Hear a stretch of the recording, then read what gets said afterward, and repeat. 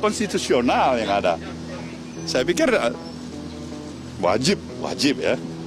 Bukan hanya sekedar mengiyakan, tapi wajib untuk menghormati, menghargai hak-hak konstitusional itu. Kan sayang sekali kita ada hak konstitusional diinisiat siapapun itu, terutama barangkali saat ini adalah kawan-kawan dari Partai Demokrasi Indonesia Perjuangan misalnya. Nah, kita katakan tidak baik, kita katakan kurang, kita tidak sepakat. Itu hak dalam berdemokrasi. Tapi sikap kita dalam hal ini pendukung Mas Anies dan Caimin dalam koalisi perubahan, jelaslah memberikan support, memberikan katakanlah dukungan. Prosesnya bagaimana? Ya biarkan dia mengalir aja secara natural aja.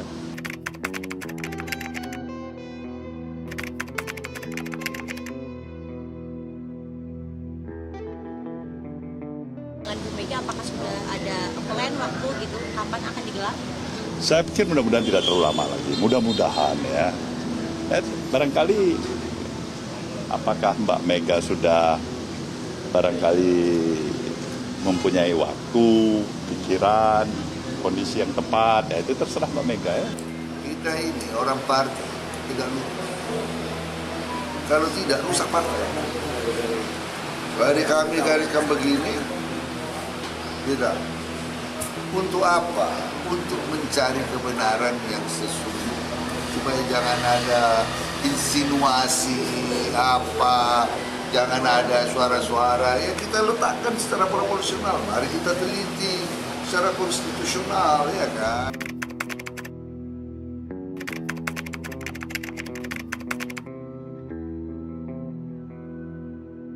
Itu hal yang serius. Ini menunjukkan bahwa tidak hanya sekedar ikut-ikutan. Apakah penyelidikan ini bisa membatalkan pemilu? Teknis, karena ini kan reses masa sidang akan mulai 1 Maret.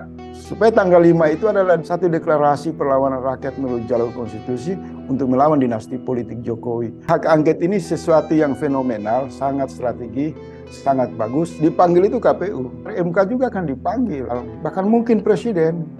Yang saat ini memang sedang komunikasi sedang berjalan sebagaimana mestinya. Pesan kuat bahwa partai ini sudah direstui oleh Ibu Megawati PDIP untuk maju mengusung hak angket. Gambaran Jokowi yang sangat galau, sangat takut, Jokowi yang sangat ketakutan. Kalau itu istrinya bisa dipanggil, Gibran bisa dipanggil, Kaisang bisa dipanggil, adik iparnya bisa dipanggil, Bobi bisa dipanggil, dan hampir dipastikan semua komposisi inti dari keluarga dinasti politik Jokowi terlibat dalam cawe-cawe politik. Semua berpotensi diseret ke hak angket dan dipertanyakan di ruang publik secara terbuka. Apa tidak meleleh itu mereka? Malu, sangat malu. Malu sekali. Tapi semua mekanisme kita coba. Tapi kami masih menunggu masa reses dan menunggu juga teman-teman dari PDIP kami akan ikut untuk hak angket ini. Itu memastikan itu. Proses itu semua bisa cepat, bisa 2-3 hari kan. Hak angket ini sangat berbahaya. Neraka bagi para penjahat di dalam bernegara. Itu malapetaka bagi yang serius bagi dinasti politik Jokowi.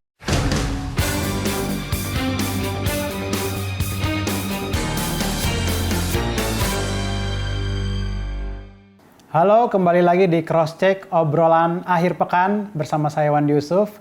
Akhirnya pekan ini 3 koalisi perubahan, Nasdem, PKB dan PKS dengan tegas menyatakan mendukung usulan hak angket DPR tentang dugaan kecurangan pemilu di 2024. Meskipun masih menunggu langkah selanjutnya, dan tentunya ini dari fraksi PDI Perjuangan ya, koalisi pengusung Capres Anies Baswedan dan Muhaimin ini sepakat dengan wacana Capres 03 itu.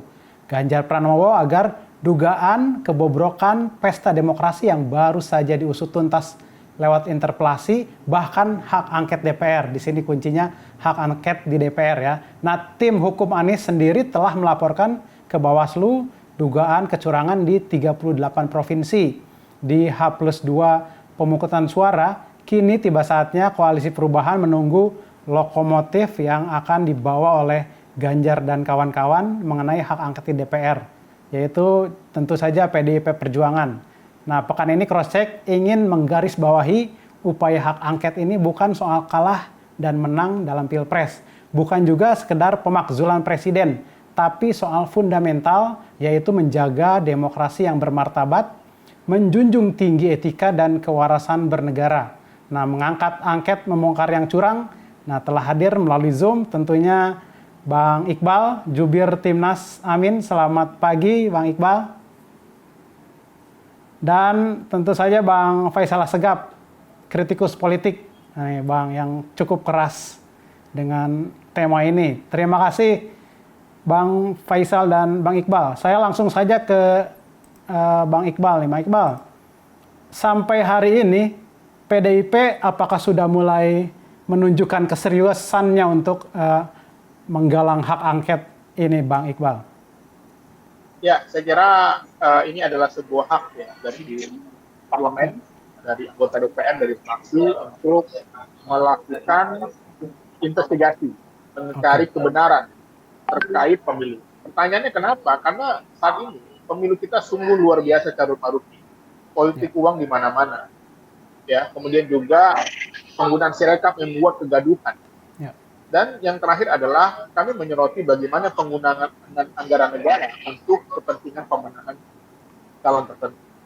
Jadi laporan sudah banyak, tapi tidak diproses. Lalu kemana lagi kita akan meminta keadilan? Ya. Itu hak angket adalah salah satu jalan yang bisa mencari keadilan bagi masyarakat. 3 sekjen koalisi perubahan sudah bertemu kemarin dan mereka sepakat untuk mendukung hak angket ini, tapi kami masih menunggu masa reses dan menunggu juga teman-teman dari PDIP, P3 yang saat ini memang sedang berkomunikasi. Jadi saya melihat bahwa ini adalah salah satu mekanisme politik sebuah demokrasi, cara demokrasi yang sesuai konstitusi, dan tentu saja tidak ada yang perlu dikhawatirkan kalau tidak ada sesuatu yang salah. Oke, dari pihak PDIP sendiri sudah banyak berkomunikasikah dengan 3 partai pendukung Timnas Amin ini, Bang Iqbal? Ya, saya kira saya tidak tahu secara formal, tetapi mungkin informal mungkin ada. Tetapi saat ini kita sedang berkomunikasi berbagai pihak ya, menyiapkan bukti-bukti, menyiapkan bahan-bahan. Tim hukum juga bekerja sebagaimana mestinya, tapi semua mekanisme kita coba. Bayangkan sekarang ya, kita melihat bahwa sungguh ada ketidakpastian. Terjadi pergeseran suara di mana-mana. Bahkan sudah mulai menggunakan kekerasan fisik. Beberapa saksi PKS ada yang ditusuk, dipukul gitu ya.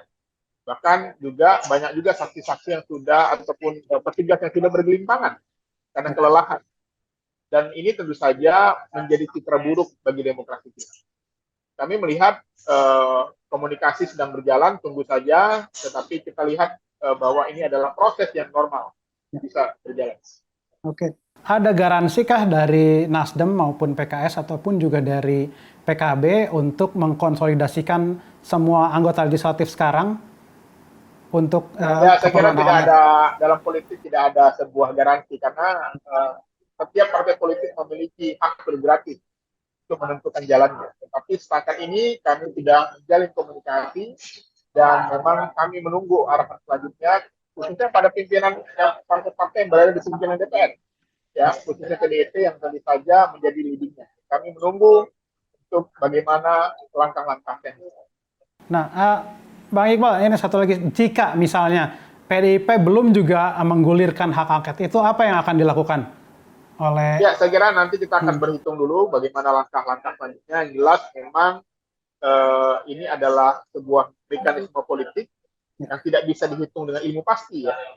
Karena kita lihat sekarang partai yang sudah lama beroposisi bersama kami di tengah jalan tinggal 6 bulan lagi bisa berpindah.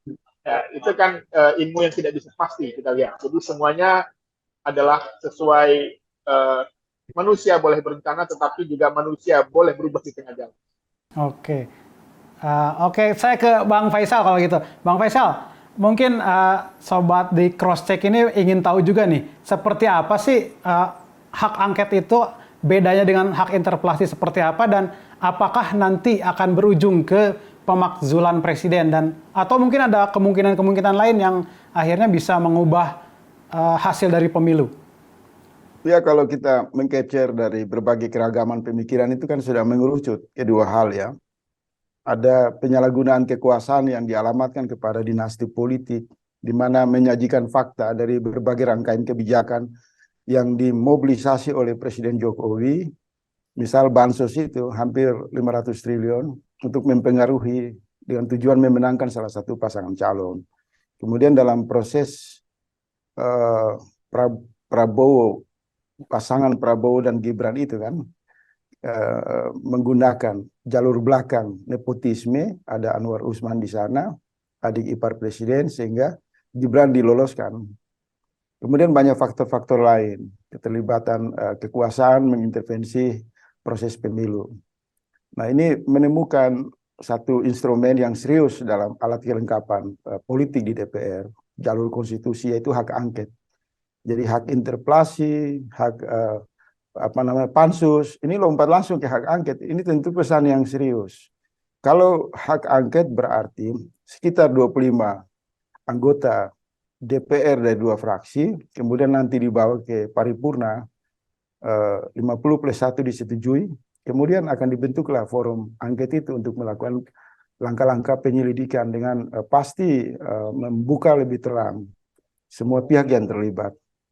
Kalau dilihat dari kerangka opini, ini bukan lagi dugaan yang dibidik, tapi terang di sana muncul fokus masalah pada misal isu pemakzulan Jokowi yang tidak terhindarkan. Bahkan itu datang dari kubu PDIP, dari fraksi PDIP, salah satu anggota DPR kan memberi sinyal yang kuat.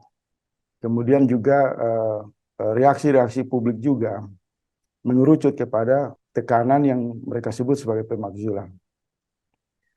Apakah penyelidikan ini bisa membatalkan pemilu, itu tafsir politik. Kalau dia masuk ke dalam struktur sengketa pemilu, hak angket tidak memiliki kewenangan. Karena puncak dari sengketa pemilu itu sudah secara undang-undang diatur di Mahkamah Konstitusi. Hanya saja sejak awal prosedur atau proses pemilihan presiden ini dibuat, MK itu sudah menjadi objek perdebatan publik. Kentalnya nepotisme sehingga publik melihat atau partai politik juga mungkin ya sudah punya catatan akan menyeret MK ke dalam proses evaluasi karena ada intervensi kekuasaan dari praktek dinasti politik.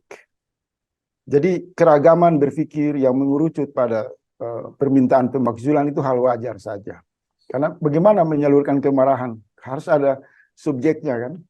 Siapa pelakunya? Nah, aktor utama dalam kecurangan atau intervensi pemilu yang menyebabkan kemarahan publik karena manajemen sistem pelaksanaan IT di KPU, sistem pengawasan Bawaslu yang tidak berjalan, perhitungan suara yang tertunda, maka ini adalah satu paket dari kegagalan undang-undang pemilu yang mesti memang harus meminta seluruh pertanggungjawaban dari pihak KPU dan pihak pemerintah yang memutuskan berbagai kebijakan terkait dengan anggaran. Karena hampir 100 triliun pemerintah dan DPR memberi kepercayaan kepada KPU dengan tujuan untuk menjadikan pemilu yang berkualitas. Tapi hari ini yang kita dapati kan hanya semacam instrumen kepentingan politik yang dipandu oleh kekuasaan dalam rangka meloloskan Prabowo dan Gibran. Dan hampir 1 tahun lebih sebelum pemilu itu digelar, dugaan-dugaan, dan pada saat momentum pemilu terjadi, dugaan itu mendapatkan kebenaran di lapangan. Mobilisasi bantuan sosial yang masif, kemudian intervensi aparat penegak hukum, kemudian macam-macam lah yang sudah terungkap dan terang di ruang publik. Jadi hak angket ini sesuatu yang fenomenal, sangat strategi, sangat bagus. Kalau meminjam pandangan dari hampir seluruh partai politik itu, ada semacam panggilan moral yang kuat, bukan soal menang kalah, tapi mereka ingin melalui proses bernegara lebih khusus pada ruang demokrasi ini, benar-benar berdasarkan prinsip keadilan, keterbukaan, kejujuran. Jadi sudah tepat DPR digunakan sebagai sarana yang strategi untuk mengevaluasi seluruh perangkat yang berkaitan dengan pelaksanaan pemilu, termasuk MK di dalamnya. Jadi kalau tidak ada pilihan atau sikap menolak datang ke MK itu bagus. Karena buat apa kita datang ke satu lembaga yang diharapkan untuk bisa bersikap adil, tapi sejak awal telah diperkosa, dikuasai oleh dinasti politik. Bang Iqbal, bagaimana menjawab pertanyaan atau mungkin juga penegasan dari Bang Faisal ini? Ini kan seperti ada kesenjangan komunikasi, di fraksi juga belum terlihat ada obrolan yang intim mengenai hak angket ini. Nah, PKS ini punya peluang begitu untuk masuk di situ, untuk leading di situ. Bagaimana menjawabnya, Bang? Ya, tiga sekjen partai koalisi perubahan sudah bertemu. Saya kira itu hal yang serius, bahwa ini menunjukkan bahwa kami juga tidak hanya sekedar ikut-ikutan, dan kami juga sudah capres kami juga sudah menegaskan ada Caimin di sana, PKB ya. Tinggal nanti bagaimana teknis, karena ini kan reses masa sidang akan mulai 1 Maret.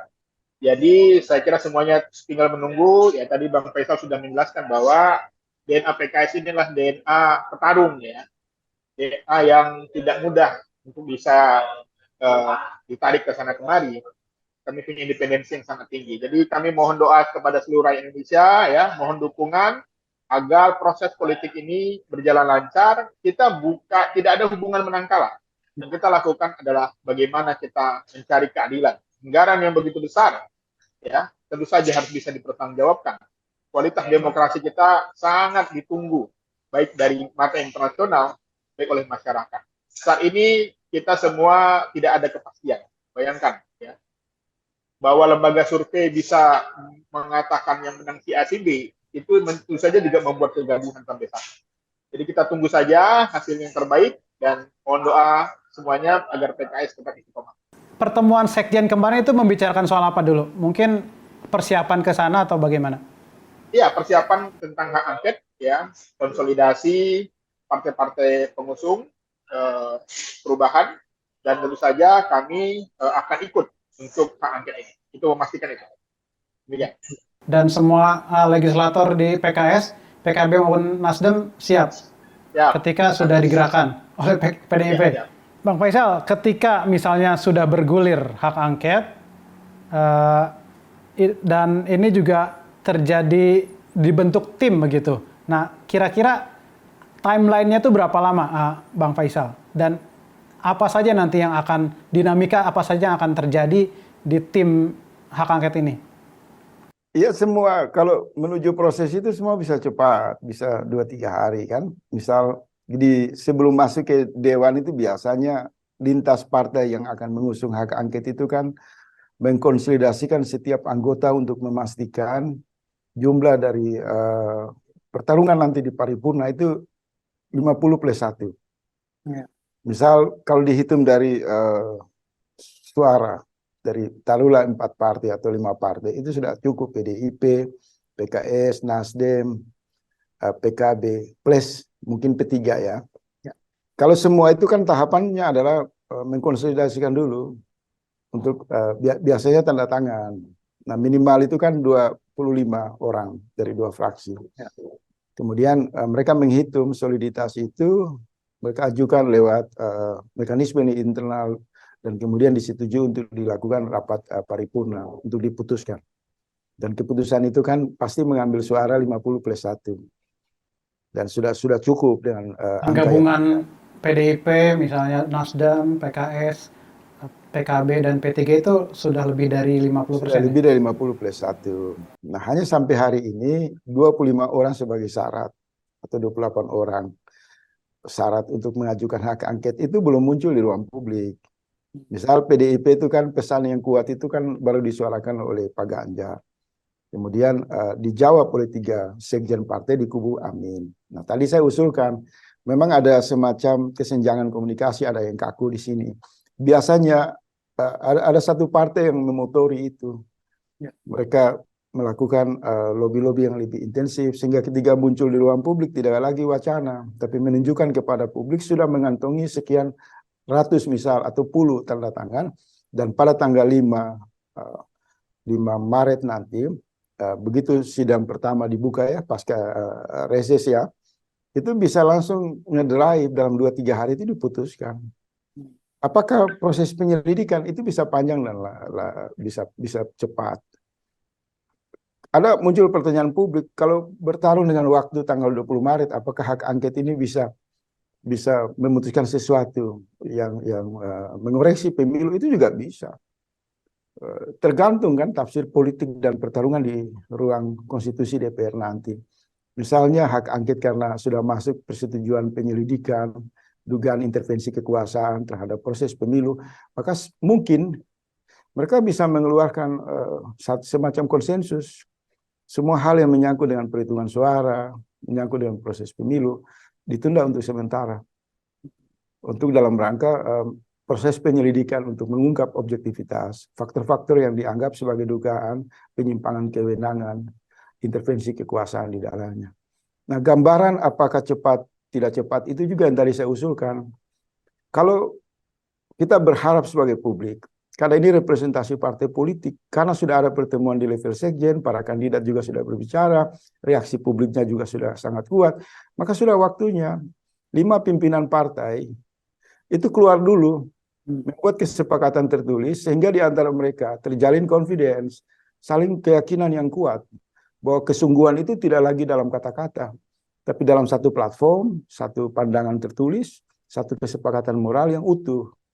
Nah, kita berharap minggu depan atau dalam minggu ini, Ibu Mega, Pak Surya Paloh, Presiden PKS, Muhaimin Iskandar, dan kubu P3 itu duduk bareng, sehingga publik membaca ketika partai mengatakan serius untuk mengusung hak angket, itu sudah dimulai langkah-langkah operasional politik yang terukur dan serius, konkret.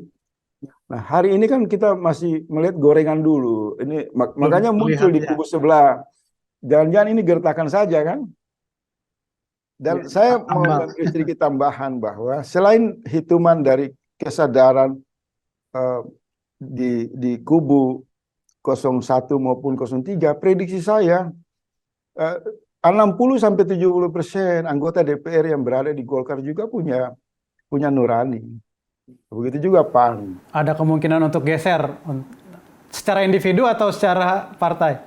Kita merujuk kepada hak angket yang pernah terjadi pada tahun 2009 misal. Ada beberapa partai pengusung Pak SBY juga kan, anggotanya kan mengambil sikap independen.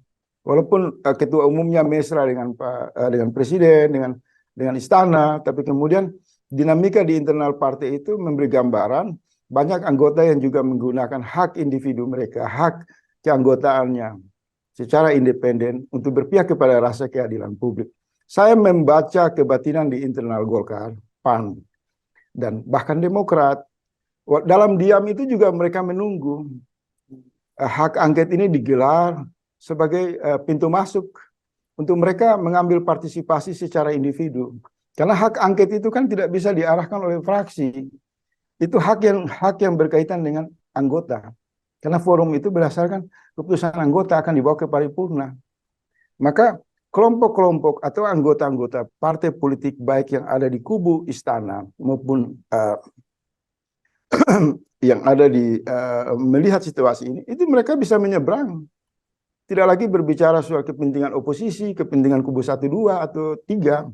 Semua akan melebur, apalagi isunya kan kalau benar-benar mampu menghadirkan satu rangkaian fakta tentang kebejatan di dalam demokrasi, kebusukan di dalam berdemokrasi, terlalu jauh kekuasaan Jokowi yang selama ini mereka rasakan. Maka secara individu itu bisa menemukan forum angket ini dalam rangka konsolidasi kesadaran bersama untuk menyelamatkan kepentingan bangsa dan negara. Nah, jadi ini tidak berhenti satu klaim untuk kepentingan oposisi saja. Menurut saya tidak. Dinamika ini sangat cair. Tapi siapa yang akan melakukan terobosan? Nah, ini ditunggu. Ya. Nah, Bang Faisal merujuk ke hak angket Senturi. Nah, semangat itu apakah terlihat di hak angket yang mungkin juga akan digagas oleh PDIP ini? Semangat untuk maju, dan di sana kan juga antar dinamikanya sangat kental begitu. Ini terlihat nggak sekarang? Ya, kalau membaca dari suasana kebatinan orang-orang di lingkaran Ibu Megawati, Yosona Lawali, kemudian Adian Apitupulu, kemudian ada juga Hasanuddin, kan kita bicara PDIP dulu, itu memberi pesan kuat bahwa partai ini sudah direstui oleh Ibu Megawati, PDIP, untuk maju mengusung hak angket. Kemudian kan tidak mungkin juga Ganjar berbicara tanpa berkoordinasi dengan ketua umum atau otoritas yang paling dominan di dalam PDIP, yaitu Ibu Megawati. Hal itu memberi gambaran bahwa PDIP tampaknya serius. Begitu juga PKS. Sekjennya itu kan punya pernyataannya keras sekali. Buat apa kalau ke MK kalau ada paman? Kemudian Nasdem juga kan memfasilitasi di kantor partainya, mengumpul 2 sekjen plus Nasdem. Gambaran-gambaran itu serius. Hanya saja kebiasaan umum. Pengorganisasian perbedaan partai politik biasanya itu para ketua umum partai kan muncul di ruang publik. Nah itu yang kita tunggu. Kalau 5 atau 4 ketua umum partai itu ada dalam satu forum menyampaikan satu pikiran yang konstruktif dan arahnya adalah sungguh-sungguh untuk melaksanakan hak angket, wah itu serius. Itu akan memantik para sivitas akademis, civil society, seluruh elemen bangsa. Jadi di sisi lain partai ditanya apakah serius, mereka harus melewati langkah-langkah konsolidasi yang terukur seperti tadi itu. Tetapi saya menemukan juga banyak pendapat, informasi di lingkaran para ketua umum partai di kubu oposisi 1 maupun 3 ini. Mereka juga ingin menunggu reaksi dan dukungan dari civil society. Nah kita berharap para guru-guru besar, mahasiswa, elemen buruh, seluruh elemen yang selama ini bersikap kritis, berikhtiar, bahkan mengecam terhadap proses pemilu yang dianggap diintervensi oleh kekuasaan, juga harus keluar, mengkonsolidasikan diri untuk meyakinkan partai bahwa partai tidak berjalan sendiri, tapi partai didukung oleh seluruh elemen bangsa. Apa yang membuat elemen rakyat? Elemen masyarakat ini masih diam sekarang nih, Bang Faisal? Ini kan Ya, pemilu udah mungkin karena dinamika, puncak dinamika itu kan pencoblosan. Orang satu gelombang resonansi yang membuat satu situasi semua wait and see posisi ini. Tapi kan pelan-pelan mulai muncul ini kan guru-guru besar di Makassar, di Bandung juga sudah keluar, di UGM juga sudah membentuk forum-forum konsolidasi. Bahkan kemarin malam itu di Universitas Indonesia kan para iluni UI sudah melakukan konsolidasi. Nah, kelompok-kelompok dari kelompok pakar hukum itu juga terus melakukan konsolidasi. Nah, kita tunggu ini. Tapi saya berharap, bahkan publik berharap, kekuatan kampus, kekuatan civil society dan jaringan-jaringan elemen bangsa ini, semoga mereka keluar untuk mengirim pesan yang kuat kepada kelima partai yang akan menggagas hak angket, bahwa partai ini tidak sendiri, tetapi dibutuhkan sebagai relasi yang kuat untuk membuka gedung DPR, untuk mengakses kepentingan rakyat, melakukan penyelidikan terhadap dugaan keterlibatan kekuasaan di dalam intervensi pemilu. Nah, saya berharap minggu depan itu, mungkin prediksi saya, kalau saya dapat info kan, beberapa guru besar akan menggelar forum untuk mendukung partai-partai yang menggagas hak angket. Itu kita tunggu. Karena pesan itu dibutuhkan oleh partai politik. Partai politik tidak bisa berdiri sendiri.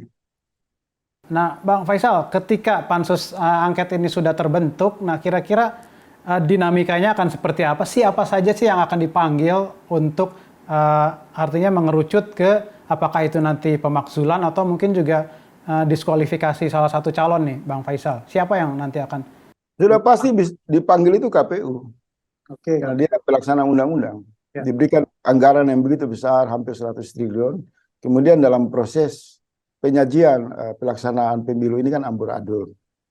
Terjadi masalah pada IT yang juga berdampak sangat masif dan serius.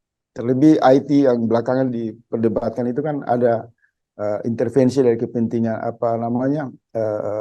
servernya di luar negeri yang hangat diperbicarakan. Kemudian juga Bawaslu, laporan-laporan dari para peserta pemilu itu hampir nyaris tidak direspon secara serius. Kedua, kalau bicara intervensi kekuasaan di dalam pemilu, maka kemungkinan besar MK juga akan dipanggil. Bagaimana ada praktik nepotisme di sana dibiarkan terjadi antara presiden dan adik ipar presiden Anwar Usman untuk meloloskan ponakan yang disebut Gibran dalam perkara 90.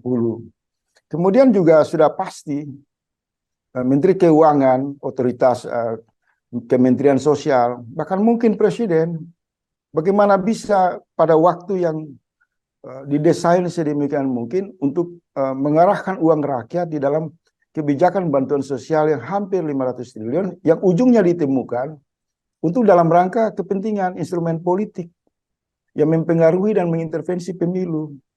Jadi tidak menutup kemungkinan Presiden bisa diundang ke forum hak angket untuk mengkonfirmasi kebijakan-kebijakan dengan dugaan-dugaan keterlibatan yang terlalu jauh, menggunakan fasilitas kebijakan jaringan demi tujuan kepentingan dinasti politik. Dan hal itu kan hari ini ramai diperbincangkan oleh rakyat, menjadi asbab utama penghancuran terhadap demokrasi. Dan pihak-pihak lain, termasuk lembaga-lembaga survei itu, kalau ada suara dari pendapat publik, para guru besar, LSM, ormas, individu pun sekalian, memperkarakan masuknya injeksi lembaga survei yang dianggap sangat terlalu jauh mencampuri pemilu, itu juga bisa dipanggil. Kemudian bisa melibatkan BPK untuk mengaudit keseluruhan dari biaya pemilu. Juga hak angket bisa memanggil PPATK untuk menelusuri dugaan-dugaan penggunaan anggaran yang berkaitan dengan kebocoran uang negara kepada lembaga-lembaga survei. Itu semua tersedia. Oleh sebab itu, hak angket ini sangat berbahaya. Neraka bagi para penjahat di dalam bernegara. Karena misal kita lihat dalam kasus Senturi, nama-nama yang selama itu bersembunyi di balik kekuasaan itu semua muncul.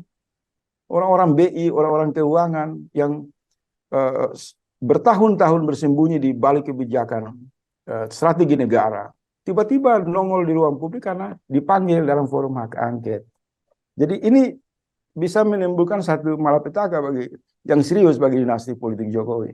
Nah, Bang Faisal, ini kan kita juga melihat gestur Jokowi sepertinya tenang-tenang saja melihat, dan dia juga pendapatnya soal hak angket ini juga sangat datar begitu ya, silahkan saja kalau memang itu mekanismenya seperti itu. Nah, Bang Faisal melihat sikap Jokowi seperti apa nih? Jokowi ini kan oleh pendapat publik dia sudah berhasil mengikat leher dari sejumlah ketua umum partai di pagar istana. Dalam bahasa yang umum itu disandra. Partai-partai itu disandra. Itu bahasa umum. Nah, dia akan memainkan peran berpura-pura seolah-olah tenang. Tetapi kecemasannya bisa dibaca oleh reaksi yang muncul dari ketua-ketua umum partai, misal Golkar, misal Yusril Iza Mahendra. Itu kan reaksi-reaksi itu mewakili bukan pribadi mereka. Reaksi mereka adalah gambaran kebatinan Jokowi yang sangat galau, sangat takut. Karena sejak awal mereka sudah mendesain. Mereka hancurkan MK, masuk melakukan perusakan pemilu, kemudian kalau ada komplain kembali ke MK, maka adik ipar Presiden Jokowi dan kelompoknya di sana mengamankan pemilu. Skenario ini batal. Tiba-tiba terjadi belokan tajam dari keinginan rakyat dan 5 partai untuk menggunakan hak konstitusi di DPR dalam rangka membuka ruang yang lebih luas, ruang yang lebih terang, yang dapat mengancam posisi Jokowi. Bukan hanya hak angket ini akan berhenti pada masalah pemilu. Ini bisa banyak masalah. IKN misalnya yang dipakai sebagai ikon kampanye yang demi kepentingan Prabowo dan Gibran, itu semua bisa ditarik.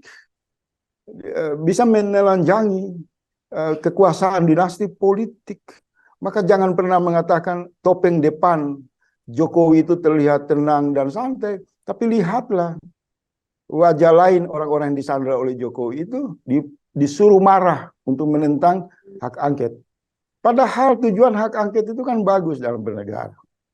Kalau mereka berdiri sebagai negarawan, berdiri sebagai orang-orang yang menentang pencurian suara, kejahatan di dalam bernegara, maka panggilan hak angket itu adalah kumpulan dari orang-orang baik yang tujuannya untuk kepentingan memajukan bangsa dan negara. Karena apa? Hak angket itu akan membuka sisi gelap yang disembunyikan dalam permufakatan jahat, dalam kebijakan, dalam proses, dalam sistem. Nah, jadi kalau Yusril, Erlangga bereaksi, publik menangkap reaksi mereka gambaran orang baik. Itu tidak terjadi pada era SBY. Ketika hak angket Senturi dimunculkan, tidak berani ada satu partai pun yang berdiri melawan hak angket. Karena mereka sadar kalau mereka menentang hak angket dalam kasus Senturi, maka mereka distigmakan oleh publik sebagai penjahat kejahatan korupsi. Nah, ini kan ada kejahatan pemilu, penyalahgunaan kekuasaan, korupsi yang begitu besar terlihat mengintervensi pemilu. Terus ada keinginan rakyat, keinginan partai politik membongkar ini demi tujuan cita-cita yang bagus. Tiba-tiba Yusril, Erlangga, dan beberapa tokoh di lingkaran istana kebakaran jenggot mewakili Jokowi untuk melawan. Maka publik sudah bisa menyimpulkan peran mereka itu sebagai penjahat di dalam demokrasi.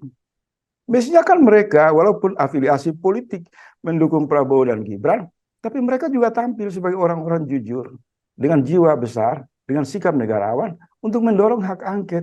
Karena itu tidak memberi keuntungan kepada siapapun, individu dan kelompok manapun. Hak angket tujuannya untuk kepentingan bangsa dan negara. Di mana kepentingan pribadi? Nggak ada. Karena dia akan membongkar semua akar-akar masalah yang tersembunyi. Jadi jangan pernah mengatakan Jokowi seolah-olah tenang, nggak. Dia mengkonsumsi obat tenang. Tetapi reaksi-reaksi di lingkaran istana menggambarkan sisi dalam Jokowi yang sangat ketakutan. Kalau itu istrinya bisa dipanggil, Gibran bisa dipanggil, Kaisang bisa dipanggil, adik iparnya bisa dipanggil, Bobi bisa dipanggil, dan hampir dipastikan semua komposisi inti dari keluarga dinasti politik Jokowi terlibat dalam cawe-cawe politik di pemilu ini. Semua berpotensi diseret ke hak angket dan dipertanyakan di ruang publik secara terbuka. Apa tidak meleleh itu mereka? Mereka akan kehilangan hak proteksi, fasilitas yang selama ini melindungi mereka dengan kebal hukum, melindungi mereka dari pertanyaan-pertanyaan publik di wilayah penyelidikan formal. Maka tiba-tiba hak angket membuka, meruntuhkan semua keistimewaan kekuasaan, dan satu persatu dari Jokowi dan keluarganya akan diminta pertanggungjawaban dalam tanda petik pengadilan versi konstitusi di ruang publik. Oh, artinya memang sebenarnya Jokowi ini dengan mendengarkan dari bawahan-bawahannya termasuk dari Airlangga dan mungkin juga Yusril dan Jimli Asidiki juga mengatakan bahwa hak angket cuma gertakan. Nah ini juga mungkin didesain juga ya Bang Faisal atau seperti apa? Begini, kalau Bang Jimli dan Bung Yusril ini kan sudah terkenal sebagai kelompok yang selalu muncul 5 tahun untuk mengambil peran membela kekuasaan dengan mengusung logika akal pendek berbasis pasal-pasal yang dalam tafsir mereka. Ya kan? Jadi kalau kita lihat di Indonesia ini, pertempuran di wilayah konstitusi, Mahkamah Konstitusi atau di DPR itu selalu menghadirkan dua sisi. Sisi pertama adalah para pakar hukum yang berdiri dengan kemampuan nurani, dengan konsistensi akademisinya, memperjuangkan kebenaran suara rakyat. Sementara ada satu kelompok yang mengambil faedah dari kekacauan, kecurangan. Karena rakyat tahu semua sengketa pemilu itu dibawa ke Bawaslu.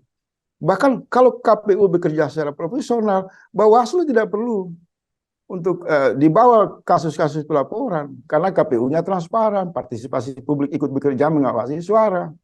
Tetapi kerusakan ini selalu para pakar itu mengklaim diri di kubu pendukung istana, misalnya Jimli dengan Yusril, itu dari dulu bahasanya begitu. Silakan masuk ke MK. Karena itu wilayah yang sangat empuk. Itu satu lapak kepentingan pribadi dan kelompok. Apakah mereka pakar? Menurut saya enggak. Yang disebut pakar itu mereka yang memiliki kemampuan berpikir di luar cara berpikir umum. Dan tentu jalan-jalan yang diberikan, solusi yang diberikan itu solusi yang berpihak kepada kebenaran. Jadi ini klaim saja topeng pakar, tapi sebenarnya tengkulak penjaga kepentingan kekuasaan dengan berkedok pakar hukum. Saya harus mengatakan itu. Dan wajah itu tidak pernah keluar kalau tidak Jimli, Yusril. Kalau tidak Yusril, Jimli. Ini satu komplotan sehingga rakyat menghukum mereka lewat partai politik yang mereka pimpin bertahun-tahun menjadi partai gurem.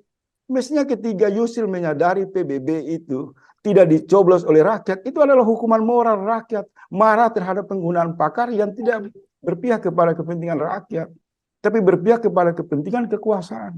Mana ada Yusril membela kepentingan rakyat? Dia hanya membela Tommy Soeharto dalam skandal korupsi. Iya kan? Dia membela kepentingan Abu Rizal Bakri dalam sengketa ketua umum partai. Dan dia berdiri dengan bahasa-bahasa manipulasi di Mahkamah Konstitusi untuk melegalkan pemilu curang 2019. Jadi udahlah, pensiunlah, tahu malulah. Mereka harus sebenarnya mendukung hak angket sebagai cara untuk kembali ke jalan yang benar. Karena hak angket ini terobosan yang bagus.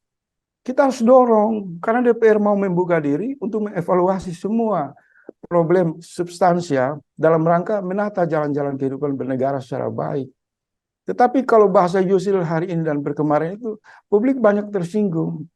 Seolah-olah dia hanya menjadi tukang kondektor konstitusi, tinggal menunjuk jalan, kita ke kanan situ, namanya Mahkamah Konstitusi. Seolah-olah tidak ada jalan lain. Kalau hanya satu jalan di pikiran seorang pakar tentang Mahkamah Konstitusi, yang jelas di dalamnya mengalami kehancuran. Lain kalau guru-guru besar, mereka semalu sama mahasiswa, ratusan guru-guru besar yang datang secara nurani, mereka bicara di ruang publik dengan hati yang tenang, pikiran yang jernih. menyampaikan ikhtiar-ikhtiar untuk mengakhiri ketidakadilan dalam bernegara. Tapi hanya ada selalu muncul. Ini bukan sesuatu yang baru. Dari zaman Fir'aun sampai sekarang itu samiri-samiri berkedok hukum itu selalu muncul untuk membela tuan-tuan mereka demi tulang-tulang yang dilempar dari istana. Jadi segera Yusril sama Jimli itu senior kita ini sadarlah, Anda malulah pakai topeng pakar tapi ilmu Anda tidak berguna untuk membela keadilan dan rasa kebenaran di hati nurani rakyat. Malu, sangat malu. Malu sekali. Ketika pansus sudah menyimpulkan, dan nah ini kan akan dibawa ke paripurna kembali, dan itu akan ke MPR tepatnya, nah seperti itu. Nah nanti seperti apa? Kira-kira apakah ini jadi akhirnya akan ada semacam tekelan kembali atau akan berlangsung mulus? Ya, publik berharap partai yang menggulir hak angket ini segera menunjukkan soliditas dan langkah-langkah konkret untuk masuk ke dalam prosedur konstitusi. Yang tadi digambarkan, kalau 50+1 paripurna menyetujui hak angket, maka tentu dengan waktu cepat kan diagendakan untuk melakukan proses penyelidikan, proses tanya jawab, dan sesuai dinamika yang berkembang di sana. Jadi cepat atau lambat dan arahnya menyentuh pada wilayah substansi kekuasaan itu tergantung konsensus partai politik dan juga tergantung tekanan moral publik. Jadi kalau partai membuka ini kemudian legal hak angket, maka partisipasi publik akan muncul, guru-guru besar, mahasiswa, pakar hukum yang berpihak kepada rakyat. Ini akan terjadi konsolidasi opini dengan menyajikan fakta-fakta yang ada di ruang publik. Misal, keterlibatan yang tidak bisa dihindari adalah parade kebijakan bantuan sosial yang dilakukan oleh Jokowi yang berakibat menguntungkan salah satu pasangan calon dan membuat kerusakan di dalam peta demokrasi ini kan. Kemudian masalah di MK, intervensi yang berbau nepotisme antara Jokowi dan adik iparnya. Dan kemudian intimidasi dari oknum-oknum aparat dan berbagai kerusakan sistem dalam demokrasi yang tidak menimbulkan sistem pendekatan pengawasan dari Bawaslu secara tegas. Semua ini akan mengerucut, akan sulit dihindari untuk menyembunyikan Jokowi sebagai aktor utama perusak demokrasi. Akan mengerucut kepada Jokowi sebagai aktor utama dari praktek politik cawe-cawe yang sudah hari ini menimbulkan keresahan oleh jutaan orang. Maka pansus itu bisa mengarah kepada proses yang lebih tinggi lagi, direkomendasi ke dalam hak pendapat dari partai, kemudian berakumulasi menjadi sidang istimewa, sidang di MPR untuk memakzulkan Jokowi. Nah, pandangan dari konstruksi ini sudah semakin terlihat utuh di ruang publik. Mereka harus belajar dari Soekarno. Soekarno itu di penjara, tapi visi perjuangannya tetap jalan. Jadi misal tekanan itu dilakukan kepada Ibu Mega, kepada Surya Paloh, tapi kan Jokowi tidak bisa menekan individu-individu yang merdeka dari semua lintas partai politik. Dan kalau Jokowi melakukan tekanan, intimidasi atas nama hukum untuk mencegah pansus hak angket ini, saya kira individu-individu di dalam partai politik ini juga akan berontak. Karena sudah keterlaluan.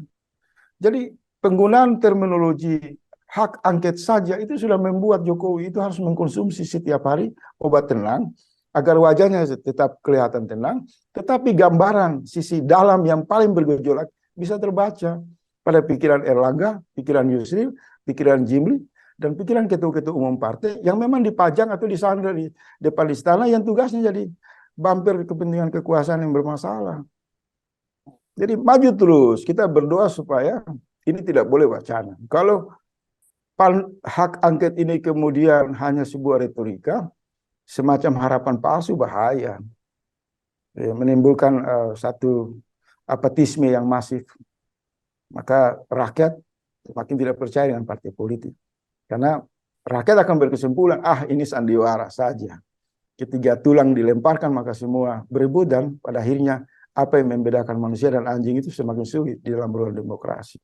Dan kita berharap 5 partai, lebih khusus 4 partai yang ada di barisan oposisi, saatnya menunjukkan harga diri, marwah, martabat, punya persenyawaan yang kuat dengan keinginan rakyat, ada dalam denyut nafas keinginan rasa adil keadilan rakyat untuk tampil menggunakan semua ruang yang tersedia, potensi dan jaringan yang tersedia lewat jalur konstitusi untuk memenangkan tujuan negara dan rakyat. Tidak boleh kalah oleh dinasti politik, harus maju. Dan saya pribadi mendukung.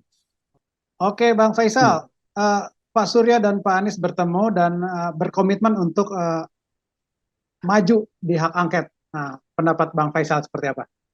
Iya, kalau Bang Surya dan Pak Anies ini kan dari 1 tahun lalu kan sudah mengirim pesan yang sangat kuat bahwa mereka akan berjuang dengan menghadapi seluruh risiko. Bahkan Bang Surya Paloh mengatakan terbuka dibaca oleh sejutaan rakyat. Sekalipun saya dipenjarakan, saya tidak akan mundur. Jadi ada kesungguhan yang muncul dari Bang Surya Paloh, dari Anies Baswedan, dari Cak Imin, dari Ibu Megawati, dari kawan-kawan di PKS. Ini satu modal moral yang meyakinkan kita hari ini, kalau ada pertemuan konsolidasi Pak Anies dengan SP hari ini, menegaskan saja bahwa mereka istiqomah. Jadi pertemuan Pak Surya Paloh dengan Pak Anies, kemudian saya memperkirakan juga kan akan ada pertemuan antara Ini akan diikuti oleh Ibu ketum yang Megawati lain. dan Yusuf Kala. Ya. Dan kalau sudah sinyalnya Anies dengan SP dan pesannya kuat akan maju terus hak angket, ini akan menyegarkan publik, akan makin menegaskan kepada PDIP dan P3 sebagai relasi yang kuat di kubu 03 untuk segera mengambil inisiatif. Jangan ragu-ragu. Supaya tanggal 5 itu adalah deklarasi yang betul-betul dapat dilihat oleh rakyat. Satu deklarasi perlawanan rakyat melalui jalur konstitusi untuk melawan dinasti politik Jokowi. Rakyat dan seluruh jutaan rakyat menunggu momentum paling bersejarah, paling fenomenal tersebut. Karena semua lembaga hukum sudah hancur. Lembaga pengawasan publik hancur. Yang tersisa dari modal konstitusi adalah penggunaan hak angket di DPR sebagai cara yang efektif dalam rangka konsolidasi tujuan bernegara dalam prinsip-prinsip keadilan dan kemanusiaan. Kita bermohon semoga terus semakin terang nurani mereka, para elit-elit partai ini. Bukan hanya dari kubu 1 maupun 3, tapi juga gerakan hak angket ini juga menggugah perasaan dari mayoritas anggota DPR di kubu Golkar, PAN, Demokrat, Gerindra, dan lain-lain. Karena ini nawaitunya sangat bagus. Oke, terima kasih Bang Faisal, terima kasih juga. Sampai di sini cross check pekan ini, kita bertemu lagi pekan depan di waktu yang sama dengan narasumber menarik lainnya. Sampai ketemu lagi.